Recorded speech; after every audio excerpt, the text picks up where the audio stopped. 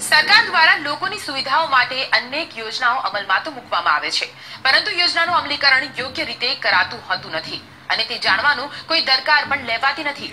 આવું જ કંઈક બન્યું છે સાવલી તાલુકામાં। સરકાર દ્વારા ઉજ્જવલા યોજના અંતર્ગત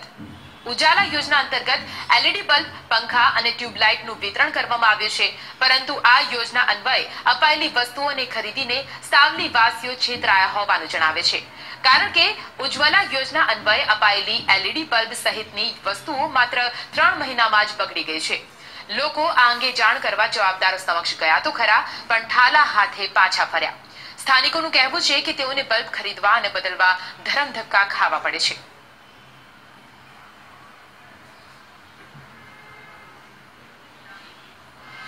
સસ્તા ભાવે અને એના લીધે આપણું વીજ બિલ પણ ઓછું આવે, પણ 3 જ મહિનામાં અમારા બલ્બ ઉડી ગયા છે।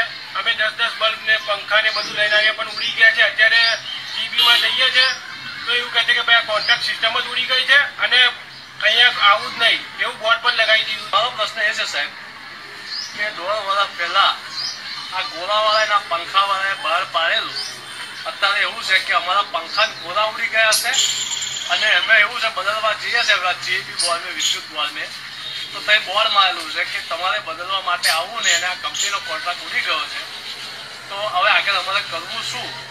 અમે એક ઘરની અંદર 4-4, 5-5 બલ્બ અને એક પંખા લીધેલા છે, અત્યારે અમારું કોઈ રિપ્લેસમેન્ટ કરતું નથી।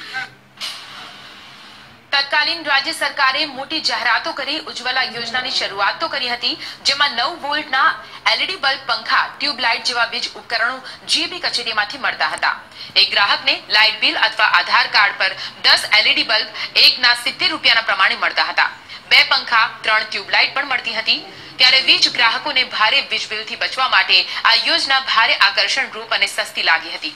જાહેરાત સમયે આ બલ્બ માટે 3 વર્ષની ગેરંટી આપવામાં આવી હતી અને જો 3 વર્ષ દરમિયાન બલ્બ ઉડી જાય તો નવો બલ્બ આપવાની જાહેરાત થઈ હતી।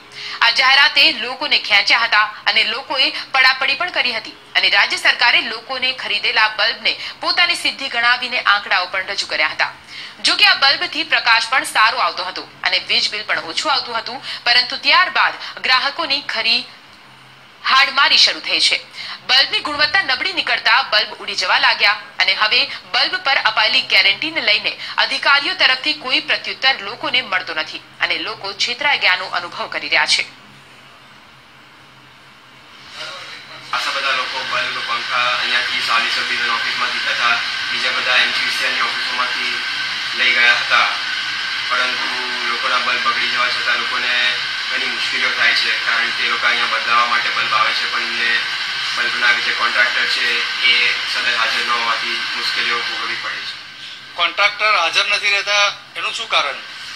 એનું કારણ તો આપણે એક્ઝેક્ટ તો અમને ખબર નથી, પરંતુ એનું કારણ આપણે માનનીય અમારા ડેપ્યુટી એન્જિનિયર અને ડિવિઝન ઓફિસમાં અમે કાગળ લખીને જાણ કરી છે, જેથી એમના દ્વારા અમને જવાબ હજુ સુધી નથી મળે। વડોદરાના